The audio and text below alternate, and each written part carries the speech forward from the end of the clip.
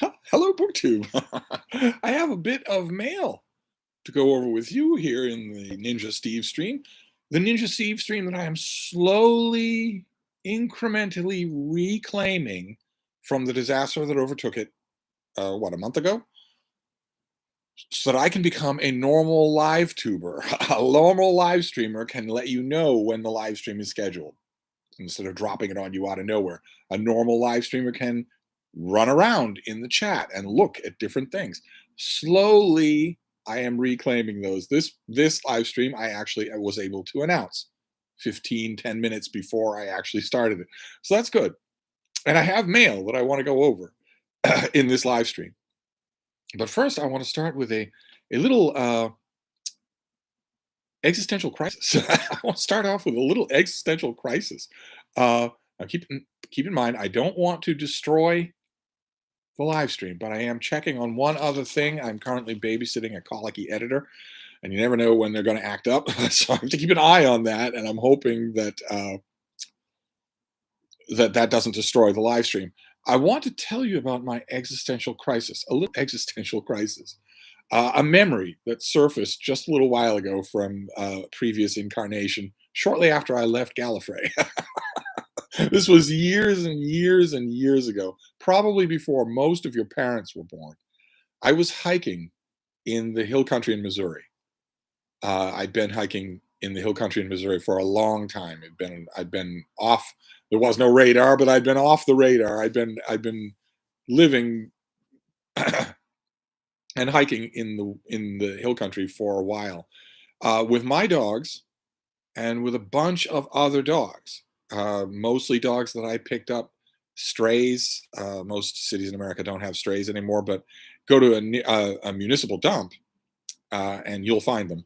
And I did that when I traveled. I would pick up strays and they could live with me, eat and drink with me, sleep with me, talk with me. I made sure they knew that I was not going to keep them. I just uh, I just wanted them to experience total contentment, happiness, peace, total engagement at least once in their sad, sad lives. So I always did that. No matter where I was traveling, I always did that. So I was traveling in the hill country with a bunch of dogs. And they would range, this was in the summer, so they would range all over. And that was a little bit of a heartache for me because there's snakes and ticks, and it's the summer is a dodgy time to be hiking in the deep hill country, far away from civilization. Uh, and when I was hiking, now I'm not expecting any of you to believe these stories. Of course, they are totally science fiction. But when I was hiking, I did not usually bring any provender. I would live. Uh, I guess you could say by hunting, although I did precious little hunting myself. It was the dogs who did the hunting. It was I was in control. I was in the catbird seat of a big, essentially a pack of dogs, and they can take down a deer. And a deer is enough food so that you can just make a lean-to or find an overhanging slab of rock and just stay near that kill for days before you exhaust it. Provided you're near water, you can stay for days. Uh, And I had a memory earlier today of a time a long, long time ago when I did that. It was a common thing that my dogs and I did. Uh, and I was pretty hirsute. I, of course, did not shave or anything like that when I was out in the wilderness. When I was hiking in the wilderness, I didn't do anything like that. I had my rucksack, but that was all. When I was hiking on the land, especially in America, I didn't bring my footlocker, obviously. Uh, and I would usually stick by any food that we had. I would usually stay there. Uh, but the dogs would go roaming all around, especially the dogs that I had acquired on the fly. They weren't used to a centralized location, so they would go wandering on whenever there was a beautiful day or anything like that. And there was a time, maybe more than one time, but there was one time that surfaced to my mind today, where I was at our food and I uh, called to my dogs to bring them back to me. For some reason, I think maybe I just wanted to parcel out food and eat. So I called them back to me. Now, I had a bunch of beagles. I think at that time I had 8 beagles, and they were all with me more or less. They were closer to me than the other dogs, what we'll call the wild dogs. They were closer to me than those, especially a beagle named Moro, who was completely blind. He had not even the ability to detect different grades in light. He had no sight whatsoever, so he stuck close. Uh, and it occurred to me earlier today that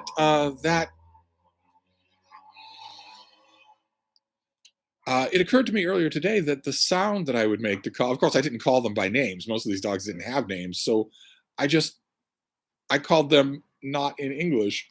And I remembered this morning in a flash, I remembered one time a long, long time ago, when I did that just as we were come upon by a group of hikers, by 3 young hikers. I think they might have been college students. They came upon me at our food with a bunch of dogs giving out that call for my other dogs to come. And while they were a good ways off, but they could see me clearly. And while they were standing there, my dogs did come. They streamed in from all directions to come to me and stand there. And all of them knew that these 3 kids were there. So the kids were automatically a source of intense interest for them. All heads were turned in their direction except Moro's. Uh, and nothing came of it.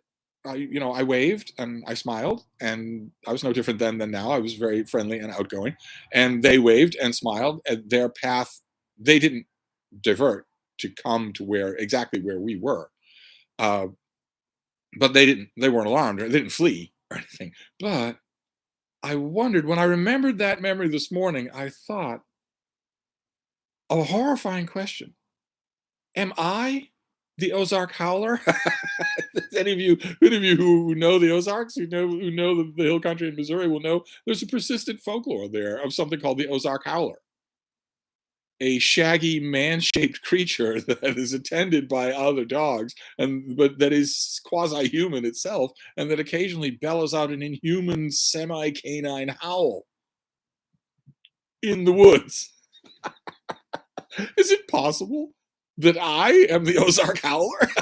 It's not a question most people ever have occasion to ask, but I'm thinking it was a long time ago. There weren't that many uh, stories about the Ozark Howler before that moment, and there were lots of them afterward. Oh, I mean, don't get me wrong. I'm not taking all the credit. There have been plenty of audio recordings of something. The problem with audio cryptid recordings is that most of the people who make them have no idea what animals in that patch of wood, what noises those animals actually can make and do make. They're there for a day trip. They've never heard an elk bellow. They've never heard the sounds that a mountain lion can make. There were mountain lions in that area. There were also bears in that area. I was never all that worried. I had a nice big crowd of dogs, and there isn't anything that can dislodge a crowd of dogs from a kill except an elephant or something like that. Like an elephant doesn't want to eat the kill. There's nothing that wants to take the kill that can dislodge a coordinated pack of canines from that kill, whether it's in Africa or in America or anywhere else. So I wasn't all that worried, but I'm starting to wonder if I were to do an exact pinpoint of when the Ozark Howler anecdotal accounts started taking off. Would it have been then? Am I the Ozark Howler? Oh my. Oh wait, there's a chat going on here. 38 people in 8 minutes. And oh my, I've missed a lot. Let's see here. Michael Lombardo says, "Is your way of telling us that you and your pack are the genesis of the dog man?" Am I? I don't know. I don't know how many people actually. You'd think I would know. My boys never missed anything. I don't think I was observed all that often. I don't know about the dog man because the dog man has a long history in a lot of different places. But am I, in fact, the origin of the Ozark Howler? Not just the audio version, because I was making a loud call, but also the visual. It is a little freakish. I mean, I don't think anyone here knows me in real life, right? I'm pretty sure you're all my imaginary booktube friends. And even the people who know me in real life have very seldom seen what I'm talking about at its full extent. It's an eerie, memorable thing to see a large number of dogs under the obvious, specific control of one person. That's a weird thing to see. Uh, And it could be memorable. It could be that it morphed over time. Who knows what those three students, they'd be old people by now if they're still alive. Who knows what stories they told? I have no idea. Anyway, Ain't Finna Read That says, damn, if you're talking about the 80s, then probably. Mm, well, uh, Kevin J.N. Is there anybody from Missouri here? I doubted. What are the chances? Kevin J.N. says, I dreamed of living in Beacon Hill till I saw my Powerball ticket and no such luck. Boston looks like a frat place to live. History, brownstones, and walkable. Is frat supposed to be an all-purpose positive adjective? First time I've ever heard it used that way. Unless you meant another word and typed it wrong. Uh, Beacon Hill. I've lived on Beacon Hill, and it is lovely. It is has its problems. Most of the places, the little apartments that are still exist there, and they're still affordable. Some of them, relatively affordable for Boston, affordable considering where you are, 5 seconds from the State House. Uh, the problem with a lot of those apartments is that they were built on the cheap and fast, carved out of much more sound, older structures. So you get plywood walls, plywood floors, particle board shelving, all that sort of stuff, and tons of rats. Um, let's see here. Aaron Winston says, hi, Steve and Bean. Hope both of you are having a good evening. We are. It's freezing cold here, but we are. Uh, Kevin J.N. says, I was a canine handler in Okinawa back in 1984. Missed my pack. Well, then you probably know what I'm talking about, right? People can be unnerved when they see all of these different dogs. People are accustomed to one dog, kind of sort of favoring their own owner in a pampered, house setting. It can be a little unnerving for them to see a large number of dogs who are all taking not just a vague, but a scrupulous line of command from one person. It's possible that I unnerved those three hikers more than I thought I did. Michael Lombardo said, if Steve ever does get to Australian outback, how long before he collects a group of hyenas? I will not be going to Australia, but it wouldn't be hyenas anyway. It would be dingoes. I've met hyenas in Africa, and I don't know their biology, but they are not dogs. Not at all. They might have been some kind of dog somewhere along the line, but I cannot speak to them. I cannot understand them, and I cannot tell them what to do. And they're big. They can be very aggressive when they have numbers on their side. I know for a fact that they are not canine because I have talked to every canine on the African continent, and they've talked to me. And it's easy. It's absolutely simple. It's the thing I was raised to do, and it didn't work with hyenas. Absolutely did not work with them. So there were some encounters that were really bad, including one that happened in an outhouse. I'm happy to tell you about it over wine and calzones if you all ever come over here. Uh, Nick Piccarilli said, did your dogs ever save you from a dangerous situation while hiking? Many, many times, yes. And I bet you can guess the name of that dangerous situation. It was bears. Yes, although in Africa, sometimes lions can get ideas, and lions no different than bears, or in Missouri, mountain lions, which are pretty terrifying. They're all over the place, and they, unlike African lions, they're much more stealth hunters. So they have a creepy element to them that African lions don't have, but African lions make up for it because they have numbers, which is mountain lions don't do. Uh, but usually bears. And the thing about all of those things is that if there is a concentrated pack of dogs, no other animal is going to challenge that. Or if they challenge it, they're going to change their mind pretty quick, pretty quick. Because a pack of, I don't know if you've ever seen YouTube or Nature, a documentary special about what, for instance, a pack of wolves operates like. But it's clockwork. It's absolute clockwork. Two go in, others circle around. Prey animal turns towards the two that have gone in, two come in from the other side. Prey animal turns to them, two more go in from the other side. No one's ever exhausted. No one's ever in serious danger of being hurt. The serious danger of being hurt jumps up a lot when you're dealing with a bear because they're a lot faster than people think they are. But even so, a bear is going to run. A lion or even a pack of lions is going to run. And so that has saved me many times, yes, because I had a singular a knack for running across bears. Leo Percara says, Steve, I saw your top 50 sci-fi fantasy list from a while back. The Name of the Wind appeared, but what do you think of the second book? Because fantasy bookers don't seem to like it. No, I didn't like it either. Aaron Anderson says, did you serve in the military or go through scouts? No. Nope. Dr. Bacon says perhaps we have a Moon Knight situation here. Maybe you have an alternate super mystical persona traipsing around as the Howler.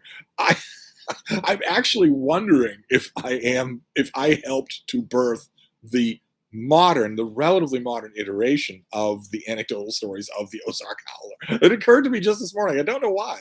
That I fit the bill for those three hikers. They didn't seem all that unnerved. But who knows? 20 years, alcohol habit, lots of kids. Who knows what they made of that encounter later on? Birdie and Poppet. I just Googled the Ozark Howler. Those are some scary images. Well, I don't know if any of the images are me. Jasper John Antonelli says, "Hi, Steve. Watching you while making spaghetti sauce. Which comes first here, bub? Sounds like distracted viewing."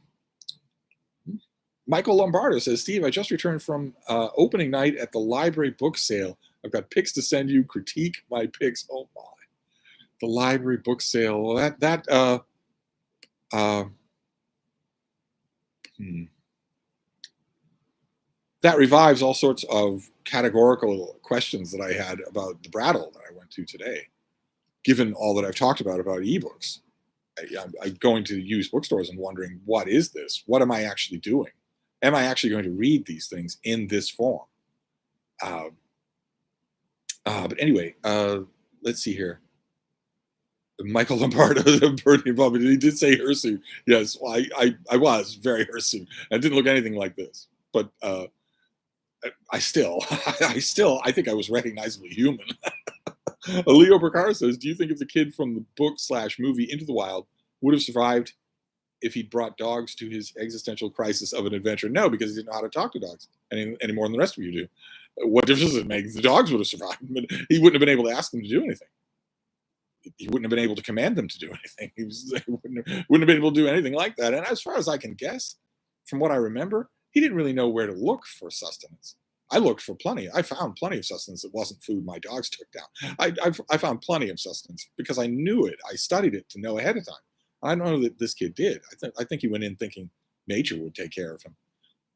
Jasper says, "Of course, Steve is more important than nutrition or burning tomatoes." It's true. It's well known to be true. Leo Kempter says, I gave in and ordered a book from the Brattle today that I can't find anywhere." So you called them and got them to look for something? Or do they have, I didn't know that they had stock online. I didn't think they listed stock online. Uh, let's see here. Aaron Anderson says, "Can you demonstrate how to talk to dogs?" I certainly can. You come over here to Boston, I'll give you a demonstration. Absolutely. When we're out walking, I will demonstrate it. It will be hard for me not to demonstrate it. Or well, with the bean. Well, I guess she's mine, and all of your dogs respond to you the same way. Uh, uh, Leo Kempter says it was online ordering that you did. What does that mean? The Brad doesn't have an online bookstore, do they? I didn't think they did. I'll have to ask or check it out myself. But or is it that you so you didn't call them? You requested a book online. You never talked to anybody in the store. Wow, that's odd. I know the Strand does that. I didn't think the Brattle did. Huh. Uh, Jasper wants to know, can you talk to cats? No, no one can. All right, that's all right, Lee. That is odd. I didn't know that about the Brattle, that you could request a book and do the whole thing without talking to anyone. Uh, do they list stock online? I mean, pictures or something like that? Uh, uh, Dr. Bacon says, "Do you like the books of Elizabeth Bear?" Yes, I do, but I only like them. I don't. I don't love them. I know a couple of people who think she's absolutely great, and I don't see that myself. Kevin J.N. says, "I read the Meditations of Marcus Aurelius. I cannot understand the dude bro cult status of the text. How does the bean feed your experience on a dog's diet?" Wait, you jumped topics there. Yeah, well, the dude bros love it because they all think that they are going to be emperor. There's no such thing in their minds. There's no such thing as anyone as a dude bro who's a kitchen slave or an inn owner. They're all emperor. They love, if Marcus Aurelius had written that same book and not been emperor, they wouldn't care about it anywhere near as much. It's just a weird twist in their minds. Uh, Aaron Anderson says, "You've mentioned the monks of New Skeet. Do you recommend their work entirely? Any other trainers?" Uh, Well, I recommend their work. Yeah, How to Be Your Dog's Best Friend is a good book. It's worth reading, especially if you've got a dog and you're a little bit maybe apprehensive about your ability to train that dog. I have reservations about every dog training book that I've ever seen, because every dog training book that I've ever read, and I've read thousands of them, uh, ultimately boils down to treating dogs as if they were space aliens and also servants. And I don't like either one of those. They're not space aliens. They have a totally different but completely equal way of looking at the world, and you shouldn't treat them as servants. I mean, my dogs, when we were hiking, were happy to do what I wanted. It helped them too. But I don't treat my in when my own dogs here, in a domestic setting, I don't treat them as servants at all. I don't get that, and I've never read a dog training manual that didn't have that divide. In other words, I guess what I'm trying to say is I've never read a dog training manual that didn't read like it was written by a human, which I guess kind of goes without saying.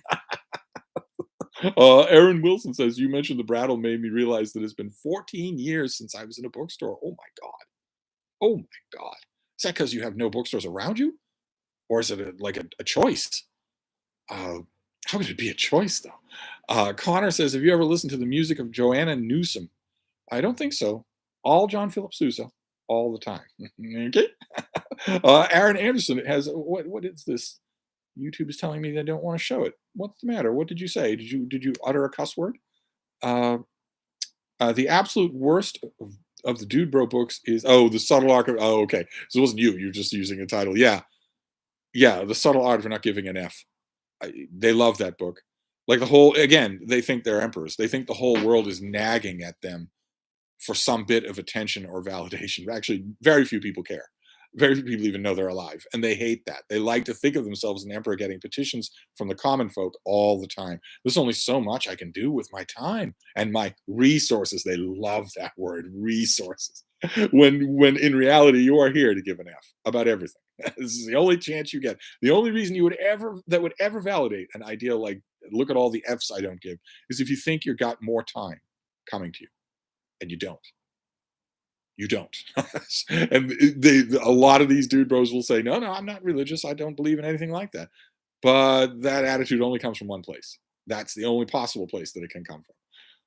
Michael Mullen says, "I don't have a Brattle, but I recently discovered my local Barnes and Noble. The irony is now I read only ebooks." Yes, that's the irony that I bumped into today. I went to the Brattle today, and it was the same thing. Uh, Hang on just a second here. I'm dealing with a colicky editor. Uh, I went to the Brattle today and it was the same thing. I was surrounded by all these books when the last 10, 15, 20 something books that I've read uh, were ebooks. And I had all these books in my arm, and I was thinking, am I going to read these? Uh, let's see here. Vil Steph says, "So you're not a fan of Cesar Milan?" No, to put it mildly, no. Misunderstanding how dogs view the world and then kneeling on their chest when they don't agree with your misunderstanding? No, I'm not a fan at all. Dr. Bacon says, "I know you always promise wine and calzones for guests, but what is your favorite meal? I love to cook, that should mean, and hope to come to Boston soon. It'd be a pleasure to cook a meal for you." Oh, it'd be wasted. It would be absolutely wasted to do. I eat food off the sidewalk that I find with Frida. Lavishing your talents on me would be a waste of time. A nice, delicious rice pilaf with maybe some potato pancakes. But there's no need to go to the bother. Ramsey Hassan says Steve rules. Well, he kind of does. Yeah. Aaron Anderson says, "Wow, I can't even self-censor and get the point across." I got the point. Uh, Connor says, "The absolute worst of the Dude Bro book genre will always be 12 Rules for Life. Virtually no one in the Dude Bro community has created a cult of personality like him." Yeah, yeah, that's true. It's weird and a little bit depressing, but it's true. The only little branch of reassurance that I have is that he could be worse. There are figures out there in their ecosystem who are worse. Uh, I just, yeah, it's mystifying to me. I had an old friend about 10 years ago say, uh, that community, that sort of bro tube community, that's always hungering, the famously aimless 20 something men. They're always hungering for a quasi father figure, authority figure who knows more than they do and is willing to tell them how to live their lives. And my old friend of mine says, boy, oh boy, is it lucky that you have an ethical compass, or you would blow the rest of these guys out of the water. You could do that 10 times better. The way you speak without a script, you could do it 10 times better than they could. You just don't. And he's right. I don't. I'm not going to either. Uh, let's see here. Michael Lombardo says, uh, I went to, oh, wait. Nick Piccarilli says, what do you usually do with Brattle Halls? Do you shelve them right away? Keep them until you read them? Usually, if it's a big haul, there'll be a couple of books in that haul that are just sort of neon urgent things that I want to get to right away. And those I will read right away. I don't know if I can raise this. No, can I raise this at all? Is that any better? You can see the bean a little bit better. Usually in a Brattle Hall, there'll be a couple of those. Then there'll be some of that I will shelve, and others that I have buyer's remorse almost immediately. So, uh, let's see here.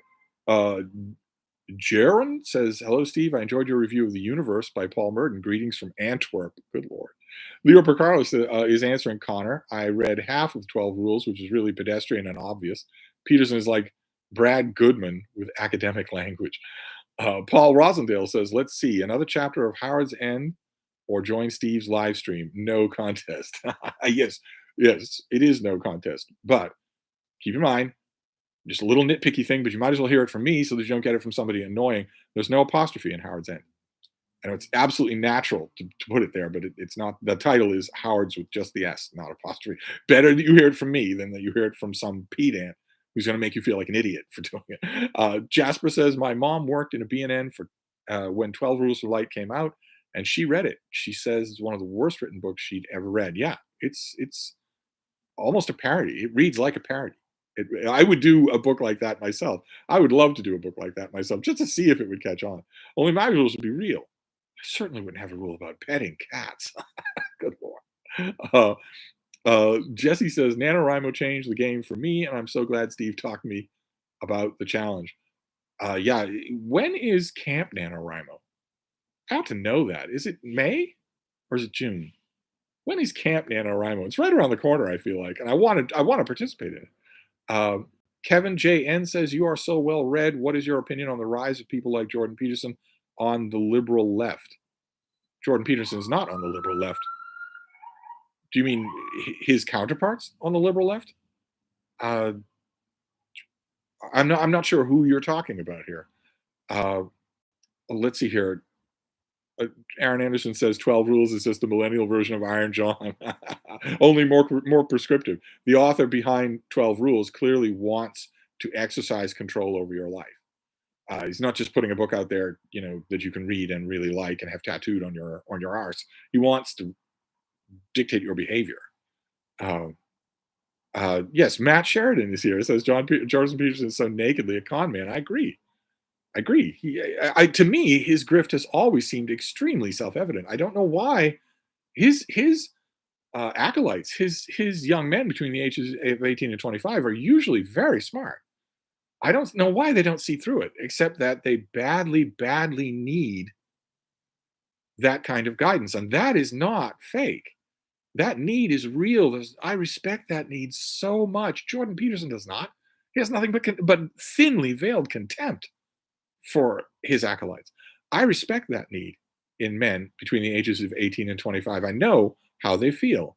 I never felt it myself, but I've helped a lot of those men, and could fill a room with testaments to that effect, which I don't think Jordan Peterson can do. But uh, let's see here. The chat is going on here. Jasper says Hassan Piker, Vosh, ContraPoints, Philosophy Tube are the direct counterpart to Jordan Peterson for the left.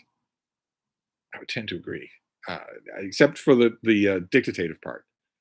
Vosh might talk endlessly in between vaping, but he doesn't want to control your life. He doesn't really care whether you do what he says or not. Dr. Bacon says, we will never forget a video from a while back, 2018 maybe, of a young man by the name of David Lade discussing how excited he was for Jordan Peterson and Sam Harris debate. Good laugh. David Lade has also filmed himself with a copy of Jordan Peterson's book in a long line of people who looked a lot like him, waiting to go to a speech a talk by Jordan Peterson. David Lade filmed himself in a line like that. I shouldn't say that the young men in the line looked just like him because, of course, nobody looks just like him. But he was clearly proud to be participating in that. And he doesn't do much reading. That's probably the only book he's ever read. And I wanted, I didn't, but I wanted to reach out. I wanted to say, you don't have to like me. You don't have to. I'm old. David Lade only looks at the world through YouTube subscriber counts, so that's another knock against me. But I can give you book recommendations that will mean a lot to you, and I can do it in graduated steps uh, that will lead you away from this con man and also towards figuring out who you are. I can do that for you, and it doesn't matter to me that you're David Lade. It doesn't matter to me that you're genetically modified to be perfect in every way. I'd still be happy to do it. Uh, Matt Sheridan says I like Vosh quite a bit. He is definitely interesting. He can think on his feet, so he's interesting to listen to. The thing that I don't like about him, that comes off him like neon light, is probably predictable to you, which is the contempt he has for his listeners. I might josh you people. I might nag you for not sending me your old tech, but I really like you. I don't have the slightest bit of contempt for you. I'd like to think that even my worst enemies would say, this guy does not lord it over other people with, for instance, how much he's read or how much he's traveled. He doesn't do that. I don't do that. And Vosh has a bit of that, actually not a bit, a lot of that coming off him. That bugs me. I mean, he's a huge channel. He's got a huge community. A lot of them are crackpots, so maybe it's warranted. But I don't like it. I don't like seeing it. I don't think it would happen to me. I don't think it would happen to me, no matter how big this channel got. Ramsey Hassan says, I would love to hear. Oh, you're gone. I think you were asking about book recs for young men. I'd rather talk with young men. I wish that I used to have crowds of them over here for wine and calzones on Fridays, and it was wonderful, absolutely wonderful. Young men that are the target of Jordan Peterson want a few very specific things. They want direction, but they also want to be taken seriously. They want that direction to come from a source they think is respecting them. And I understand that completely. I understand that. That is totally valid. Oh God, though I'm missing. Oh God, I'm missing the chat here. Aaron Anderson says, I've never read Peterson's book, but I imagine it's similar to the pointlessness of Judith Butler's writings. Pretty much. Wait, Jasper has a comment that has been shadowed by YouTube. Why? What did you write that was unacceptable? Vosh is not good, in my opinion. He is borderline a sex pest and thinks apparently as a thought experiment only child pornography should be legal. I don't know what a sex pest is. Did you mean sexist? Just a typo? Yeah, he ideologues will follow their ideology wherever it goes, and they'll arrange their personal morality accordingly, and that's dangerous. I never like seeing that. It's amazing the things they can talk themselves into, Vosh or Destiny or whoever. It's amazing the things they can talk themselves into. That just bugs me. That really does. Well, I guess we're finished talking about David Lade. I was amazed to see his name crop up in the live stream. I guess we're done talking about it. Let's see here. Michael Mullen says, isn't the hyper-conservative dude bro way just a failed attempt to feel safe? I don't think that's the way to describe it. They want direction, these young men. They don't have it, and they want it. They want to do something. They want to know how to figure that out, and that is legitimate. Once upon a time, young men got that in a lot more direct ways. A lot of times, young men who clearly weren't cut out for college would go into trade or into business or into the military. Those places all exist to give you a concrete direction. It's not a very good concrete direction in a lot of cases, but that none of those things exist anymore. Instead, it's just wide open, and most of them grew up with their fathers wanting to be their friends, their buddies, calling them buddy. uh, I can offer them what they want, but they don't know that I exist, so they go to people like Jordan Peterson. Uh, Matt Sheridan, coming straight to the point, says Destiny is nuts.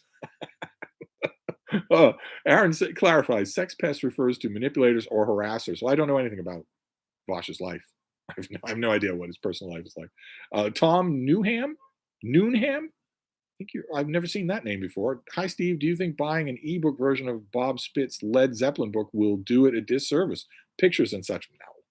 No, not at all. Pictures are available online, and how much of that is a part of the experience of reading the book. The book is the point of the book. The pictures are all available online, and they'll be in an ebook. They might not be as nice as the ones in a book, but they'll be expandable. They'll be pinchable. No, that's not a bar at all. Uh, Jasper says he is also a sexist too. Is that destiny? I don't doubt it. I don't doubt it. At least I have my problems with a lot of these, the alt left or the alt right grift. I have problems with a lot of them. A lot of my problems are idiosyncratic. But Matt Sheridan says, give credit to Destiny though, because he deconverted some people from the alt right. Yeah, he deconverted some people from the alt right to Destiny. Rather that he, let's see here. Trish Bovell says, is there a Steve Donahue version for young women? For me, it's always been that has always been immensely more complicated for a whole bunch of reasons that don't all have to do with personality or culture. A lot of them have to do with just the appearance of it. There probably are, but I mean, I've had lots of young women that had long, rambling conversations here over wine and calzones, but it seems a little bit more natural for me, just on a personal level, with young men, because I know exactly what they feel, and I don't know that exact equivalent with women, with women's experience. Uh, let's see here. Ravens fan 1961 says, "Hello, Steve. I picked up two books from Robert Harris, Pompeii and Fatherland.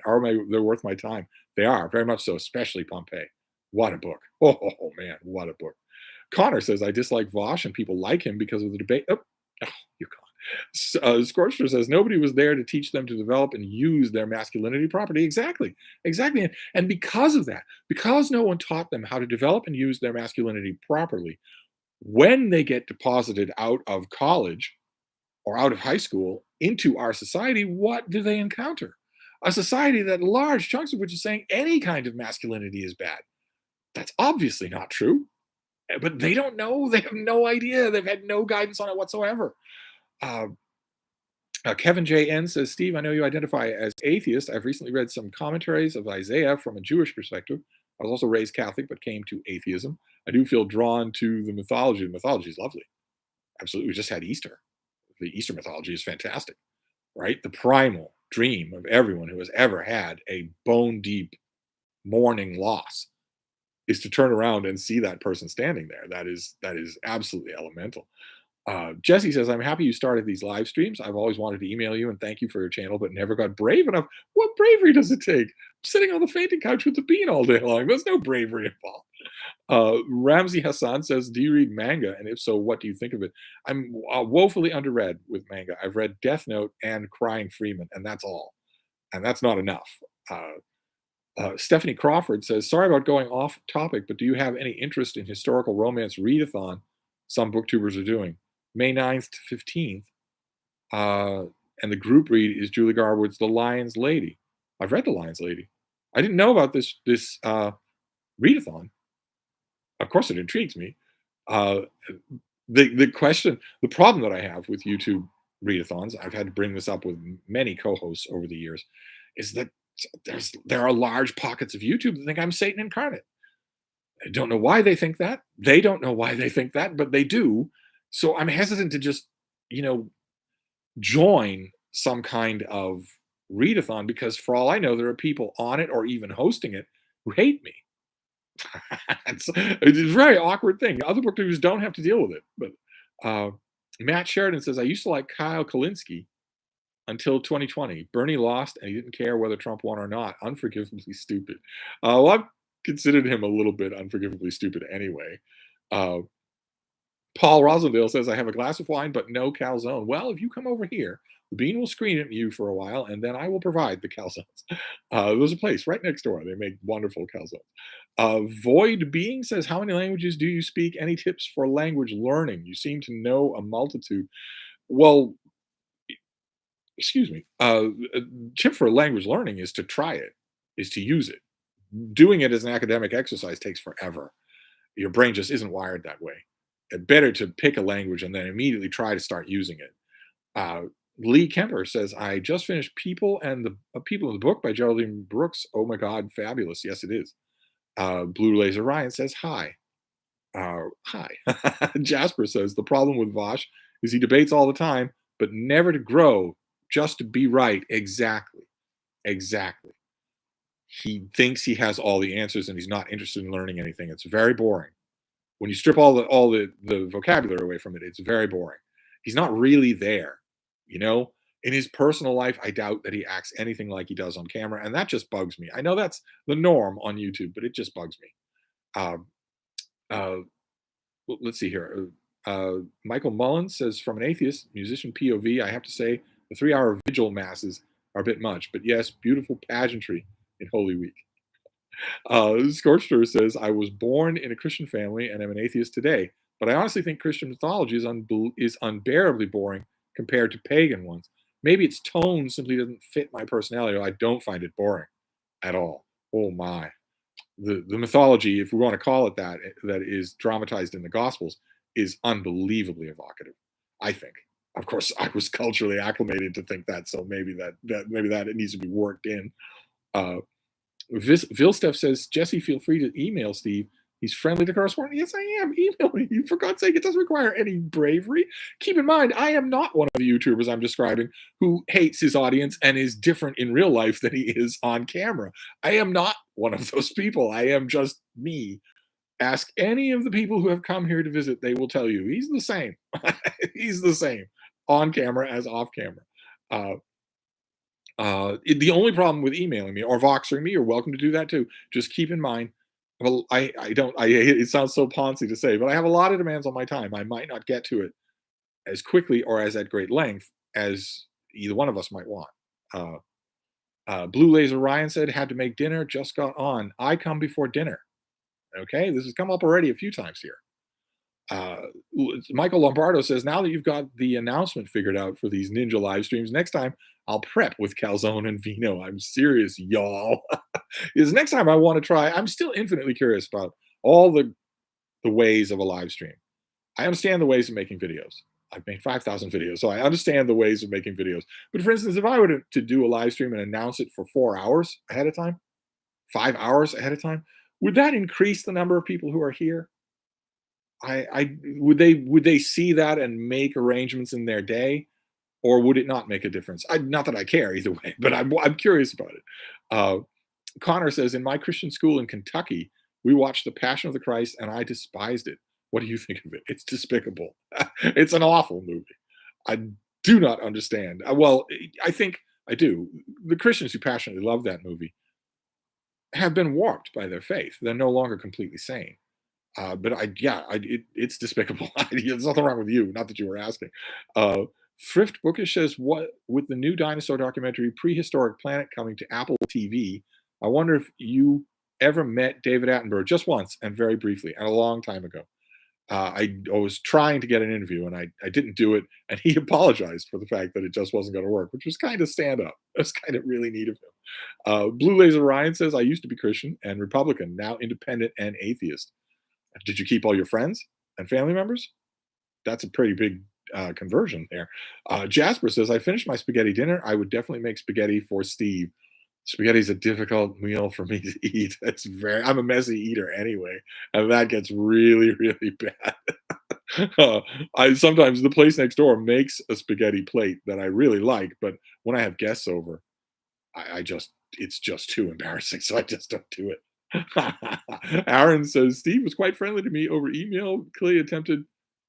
Oh, I missed the whole comment. Except, well, for the first part, which is there's it require. In other words, the message that you're getting here is it requires no bravery to email me, just patience. That's all. Uh, Leo Percara says Clive James said in an essay that the best way to learn a language is to translate essays because they are the easiest form of writing to understand and are short. I think he was wrong. I think he was wrong. The best way to learn a language is to use it. Uh, Kevin J.N. says, please don't despise me, but what is a calzone? It's sort of like a folded pizza. It's very, very good. When it's done well, it's very, very good. Michael at Fit to Be Read is here. I halfway finished cooking the ribeye and grill ran out of propane. Picture you as a meat kind of guy. I got a phishing email uh, purporting to be you just the other day. saying, "Hey, join me on Voxer. Have you heard? It's a walkie-talkie messaging app that's all the rage." Clearly a bot. So I don't know what's going on with that. Uh, Dr. Bacon says, "Passion of the." Okay, you misspelled Christ. It's supposed to be coming out. Oh, right. There's a sequel coming out. I don't know. I don't know how that's going to work. Michael Lombardo says, "Is Duncan Hash Brown still a regular Steve Staub?" I, not as regular as it once was. I just don't care enough. I mean, it, to leave the bean, I would have to leave her to do that, and I just don't do it. I just don't do it. Jasper John Antonelli says the best way to learn a language is to do 5 minutes of Duolingo a day and not use the language in any other context under any circumstances. Have been offered a sponsorship, have you? Fit to be Read says, "How do you feel about Samuel R. Delaney's sci-fi catalog?" Uh, oh wait, that fishing expedition was you? It didn't seem it at all. Why would you tell me? Oh, it's autofill. Oh, okay. Well, I saved it. I was going to screenshot it and send it to you and laugh about it. Now I'll respond to it instead. It was you. All right. Okay. Fine. It sounded so made up. Rosh Hashanah, Yom Kippur. Uh, I love I love Samuel Laney's sci-fi catalog, and I have talked to him a few times and really enjoyed it every time. Uh, J. Scott Phillips says, "I can't even leave the office now before a Steve dream starts up. What's the topic?" The topic is supposed to be mail. I have a couple of packages that I want to open, but it's been almost an hour and I haven't got to them because I've been dealing with the chat. uh, uh, let's see here. Void Being says, "Have you read the entire Western canon? Bloom's list, not to invoke Bloom's stupidity, of course. Arrow Bloom wasn't stupid. I think I've read almost every book on his list. Yeah, but his list is not the same thing as the Western canon. That's just his idiosyncratic idea." Jesse says, "Do you like Clive Barker books? He is one of my favorites." I do like Clive Barker, but I tend to like the books that his fans don't like. I kind of like his long books, the things like Imagica. I really like those, and I don't tend to like his more down and dirty horror stuff, straight up horror stuff. Scorched Earth says best food in the world is anchovies and gorgonzola calzone with some kind of strong beer to accompany it. I don't drink beer, but I don't know if the place next door makes something like that. I'll have to ask them. Aaron Anderson says, Did you happen to look up Michael Moorcock, Death is No Obstacle, after our conversation?" I did not. Uh, right. No, no. Jasper says Michael and Fit to Be Read finally tries to reach out to Steve and just laughs at him. I didn't know it was him. It seemed like a fishing thing. It didn't seem real. I'll- now Michael is confessing in the chat that he is in fact a bot. uh, Jasper says the hard truth is Steve's going to have to face eventually is that we are all Russian sex bots. Well, as long as I get the attention, that's fine by me. Uh, let's see here. Connor says, "I know many of Barker's fans who despise Imagica." It's very odd. Yes, I've experienced this with Barker a lot. The stuff that I tend to like from him. What's the other? The Great and Something Show. Another big book of his that I really liked, and fans can't stand it. I don't get it. Uh, Kevin J.N. says polyglot YouTube videos are amazing. It seems like a musical gift. Not a musical gift in me. I don't have any musical gifts. I wish I did. Baby, what are you doing? What are you doing? Huh? What are you doing? She's very, very sleepy. Sorry about that. But let's open some mail, shall we? We have two packages. Surely that's not impossible to do. Uh, uh, the first package seems like it comes from one of you. It seems like a violation of rule number one. Rule number one, for those of you who might not be familiar, is don't send me books. Don't do it. I know I talk about books all day long, but I don't do it. Your guesses will be wrong. But there is an envelope here, and it's not from a publisher, so it could be uh, a violation of rule number one. Let's see what it is. Oh, it is a violation of rule number one. Oh my. Okay, somebody sent me a book. Uh, There is paperwork, but as far as I can tell, there's no note. So the book is by Charlie Lovett, and it is the Lost Book of the Grail. Uh, Arthur Prescott is the happiest when surrounded by ancient books and manuscripts of the Barchester Cathedral Library, a refuge from the concrete buildings of the university where he teaches literature. In the library, he nurtures his secret fascination with the Holy Grail.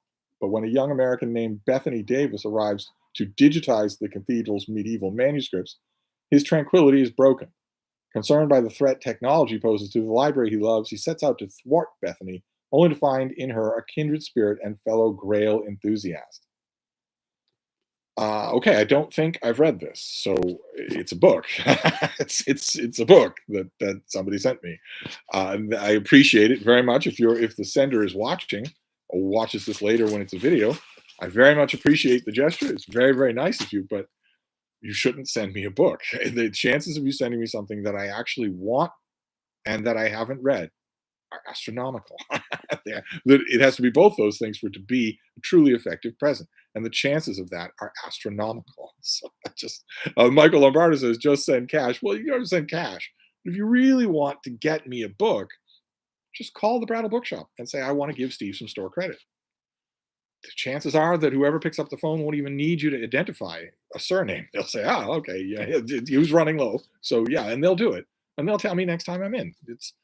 That's that's the easiest way to do it. If you want me to have a specific book, if you want to send me a specific book because it means something to you, well, that is the heart and soul of rule number one.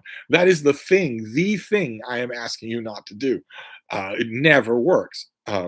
Let's see. Jasper says, I imagine Steve has a bin next to his locker that he immediately throws all viewer peasant sent books into. I don't view people as peasants. I come from a lot lower stock than most of you do.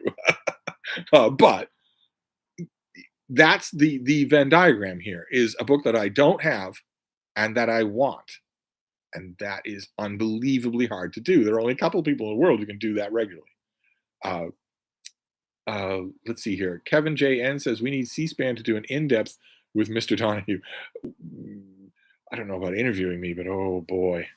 Some network with reach and a little bit of risk in their blood. Just give me a 10-minute, a 5-minute segment about books on a regular basis. Just that. It would never work. Their recruiters would take one look at me and say, "There's nothing our people in makeup can do to make you look anything like presentable for camera." So we'll never do it. But oh man. I always think when I think of that, I always think of the German general in A Bridge Too Far, who sees all the Allied planes flying over his headquarters, and he says in German, "What I wouldn't give to have all that power just once in my own hands." I always think about that for a network spot of some kind, where the crew in the studio knows that I'm the book guy, and I'm going to come on. I'm going to talk about books. I'm not going to talk about book gossip. I'm going to talk about a few titles. That's almost gone from news or network coverage of any kind. They just don't do it at all, and I would love to do that. I would love to. Uh, let's see here. Scorcher says, "Can somebody please send Steve a copy of Infinite Jest just to reinforce rule number one on video?" It's I'm not meaning uh, I'm not meaning to sound ungrateful. I am very grateful. It took somebody effort to put that in, put that order in, get it sent here, and it was obviously meant with heart. Right? Here's a book that I liked. I'm sending it to you, but it's a bad idea. You should resist that opportunity. Definitely. You want to send me something in the mail? Send me an old e-reader that you don't use anymore, or send credit to the Brattle. Uh, Paul Rosendale says, "I love the Brattle. Picked up Michael Corder's biography of T.E. Lawrence for $3 on my last visit. I wish the book were better, but it's always great to find a find like that. There are a lot better T.E. Lawrence books. If you like that one and you want more, I can make a lot of recommendations." Jasper says, "I'm sure I matched Steve for peasantry. Italian and West Virginia dirt farmers and miners. When is the fifth long, painstaking Irish genealogy stream?" We have a lot of shanty Irish in my past, a lot of it. Rena is reading says we had a wild streak of successful breakers of rule number one for a while there. Yeah, a couple of them were, but most of them don't. and I don't want to seem like, an ungrateful jerk when I open these packages and have this sort of frozen smile on my face, but it's a bad idea. It's a natural impulse, considering that I'm all about books on this channel, and also considering a lot of people have said the reason I'm sending you a book, the reason I want to do that is because I've gotten so many good recommendations from you. I feel like I owe you. That that isn't true. That isn't true. The recommending is its own reward for me. Uh, let's see here. Matt Sheridan says it's a bad idea to send anything by David Foster Wallace to Steve. Fit to be read. Glad I was able to retrieve that first edition Dune I just handed to the mailman. Almost sent to you. It'd be wasted on me. Absolutely wasted on me. Better be in your collection than in mine. Michael Lombardo says, "How about a guest spot as Admiral Donahue on Star Trek Year Six?" Uh, Star Trek Year Six. Uh, so Admiral Donahue comes on the scene and immediately says, "Yeah, you're the president of Earth. Yeah, you're the president of the Federation. Yeah, you're the king of Vulcan. But I really want to talk to Michael Burnham." Because in the 24th century, how to be an anti-racist is having a 300-year anniversary. So it's a new printing. Uh, let's see here. Uh, I'm missing the chat. Matt Sheridan says people like Infinite Jest because of Wallace's cult of personality. Yep, yep. Uh, Aaron says watching interviews with David Foster Wallace brings out my toxic masculinity and urge to bully.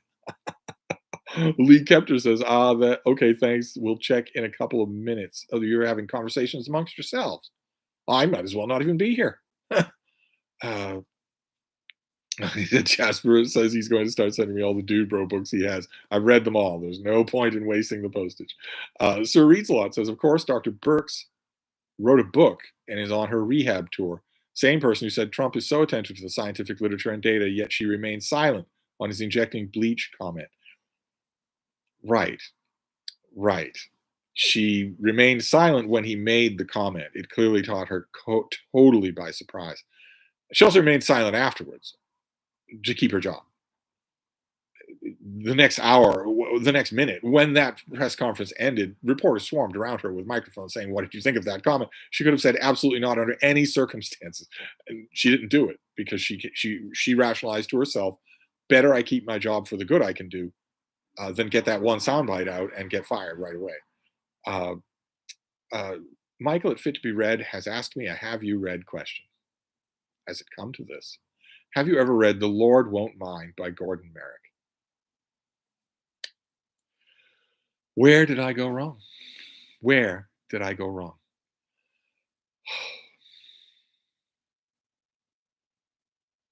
Have I? Are you seriously asking me if I have read "The Lord Won't Mind" by Gordon Merrick? Where did I go wrong? What have I done to offend? Jesse says, "Are you going to watch the new Star Trek with Captain Pike in it?" Certainly, I am. Yeah, I'm preparing to be disappointed, but I will certainly watch. Yeah, a show with the Enterprise. Absolutely. Yeah, I will watch. Uh, Michael Lombardo says, canon wise, have they explored immediately after the original 5-year mission in books or film? Not immediately after, no.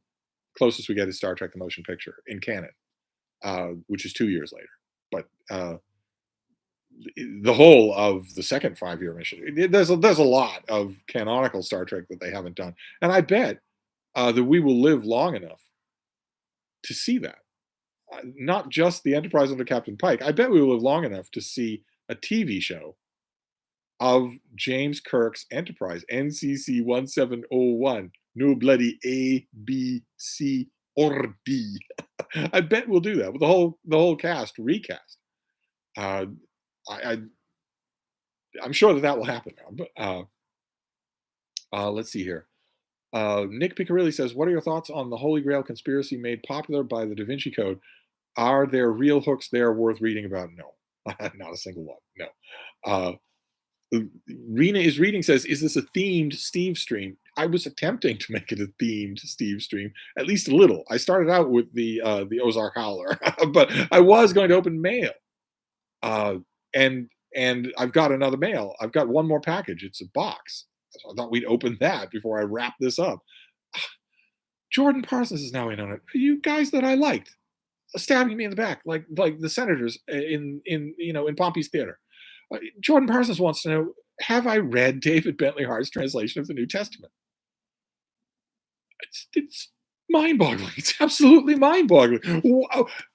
That you would ask, have you read questions at all? But that you would ask, have I read The Lord Won't Mind? Have I read a new translation of the New Testament by David Bentley Hart? Have I read these things? What do you expect me to say? Oh, David Bentley Hart did a translation of the New Testament. Oh, I'll definitely have to get to that. I'll check it on the old TBR. What are you honestly expecting me to say? What on earth is going on here? Aaron says, why are have you read questions verboten? Because I do nothing but read. I read an average of 10 hours every day, and I've been doing it since long before most of your parents were born. It is an insane thing to ask me.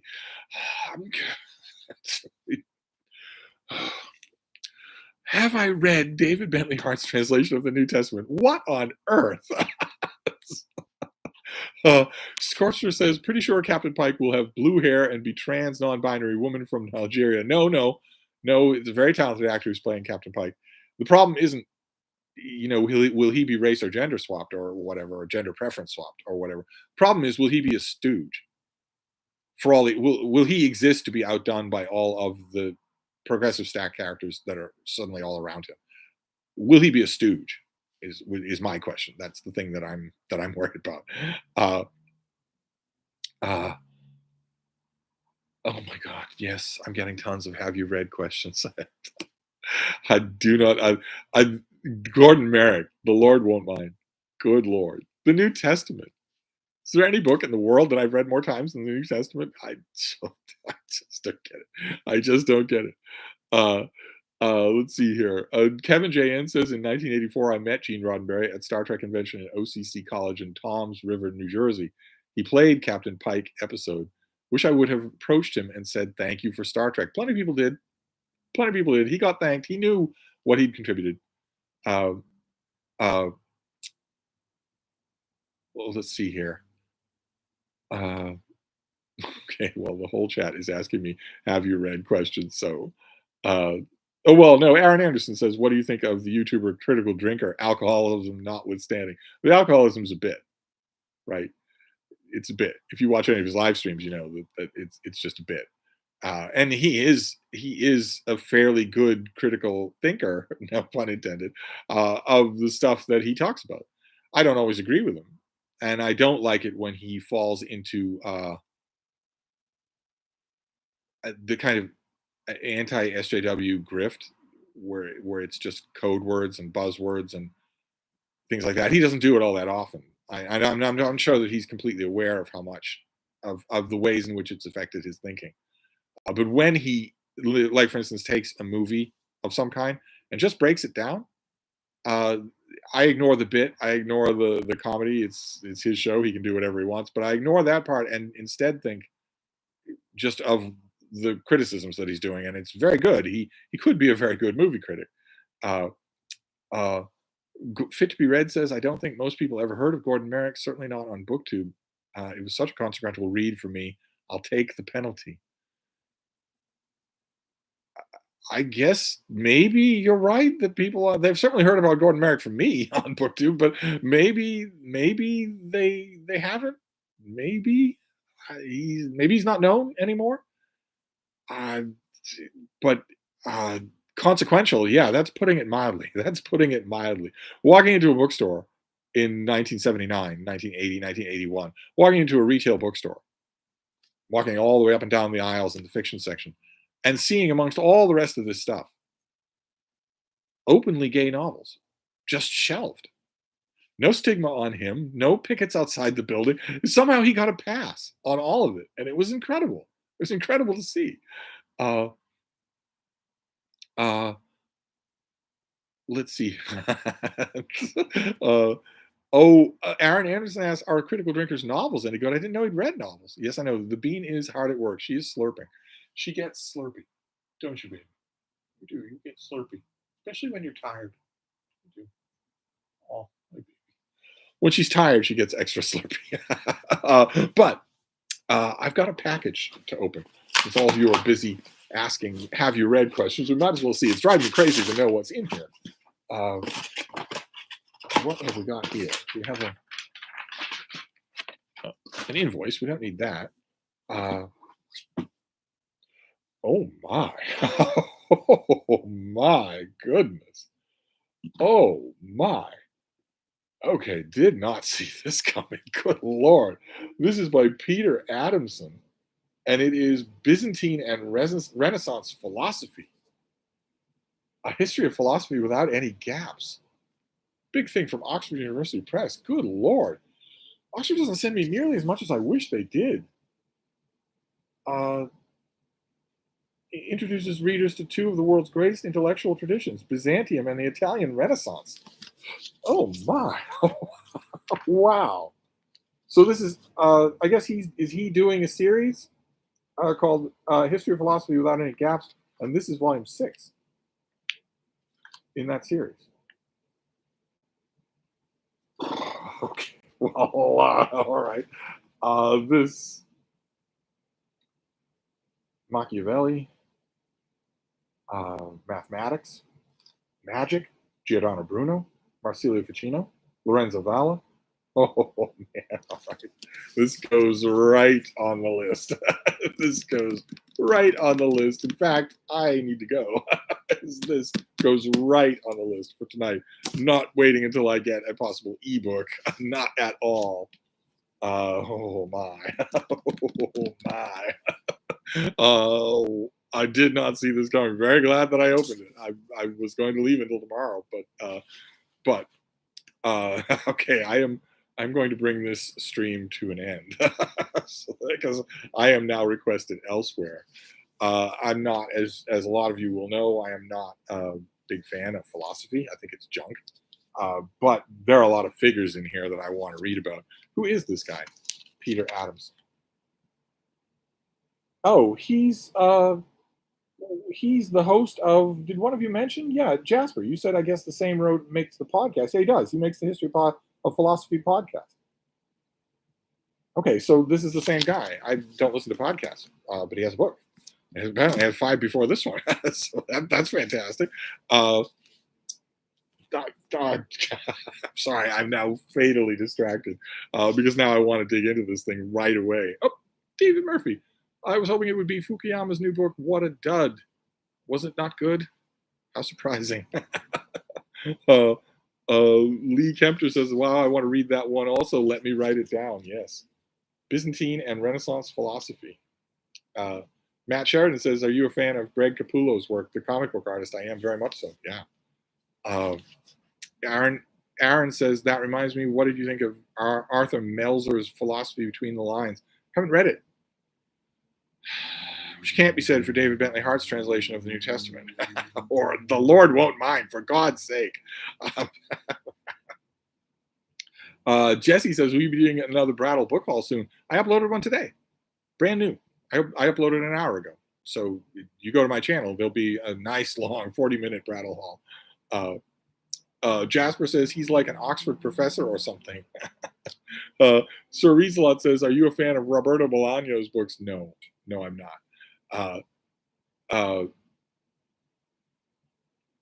Yes.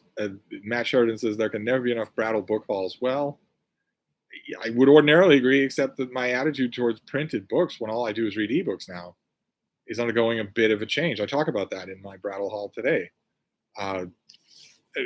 Which is kind of ironic because I go to the Brattle, I get big armloads of books. I have an old friend who runs a church here in Boston. He's been asking me for a while to come by and harvest as many books from his donation pile as I want. I haven't done that. And I also get books in the mail, including things like this. I don't have an ebook of this. I want to get to this right away, though. I'm going to wrap up this live stream, so because my love is calling. uh, uh, I'm going to wrap up this time. There's no way. It wouldn't be fair to the rest of you anyway. I'm now permanently distracted. In fact, I can't even wait. Let's take a look in the index for Erasmus. Shall we do that? 3 entries. He gets 3 entries. All right. So it's not much on theology or theological commentary. Instead, it's philosophy. Okay. So Marsilio Ficino's in here. That's Lorenzo Valla is in here. That's good enough for me. So I'm going to I'm going to wrap this up because I would be fatally distracted anyway. There's no way I can think about anything else with this thing sitting right here. I want to dig right in. But I will do a live stream again soon. It's entirely possible that I will do one soon. And then we will see. I will try and do an even longer announcement. I'll try and do an announcement that lets people know a long time ahead of time just to see if it changes the numbers. But anyway, I'm going to wrap this up for now. Thank you all for coming here. Thank you all for all the questions, all the great conversation. I'm just now just fatally distracted, so I'm going to go, but I'll be back. Thank you, BookTube.